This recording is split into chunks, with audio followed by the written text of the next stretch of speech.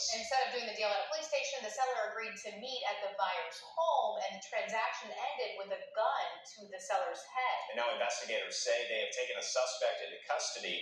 Russell Kinsall is following the online dangers tonight. I just couldn't believe it. It was unbelievable. The wildest thing I've ever seen in my life. Chris Hummel is talking about his close call Sunday at a house in the Baden neighborhood.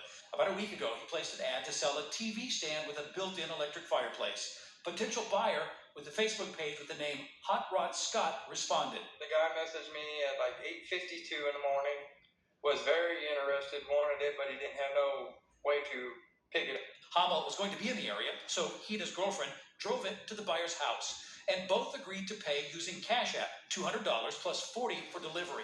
Then the buyer stepped into an adjoining room. Next thing I knew, he come out of the room with a pistol in his hand and pointed it right at my head, and he's like, "You need to leave now." Hummel told me that in that moment he had a gun pointed to the side of his head. He looked around the room and he saw there was already a TV stand fireplace console just like the one he was selling. Then he said he saw a couple of toddlers in the same room as the man with the gun.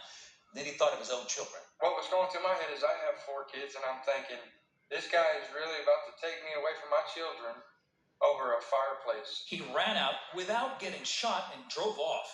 His girlfriend called 911 to report the armed robbery to police. Yes, the police did take a report. Absolutely phenomenal. They came, they talked to us. They said that they have an investigation on this guy, that they've had issues with him before. Police say they're well aware of the person behind the Facebook page, and they're gathering info to build a strong case against him. I will never do another Facebook marketplace, buy, sell, trade, nothing. Police recommend in-person transactions for an online sale be done at a police department.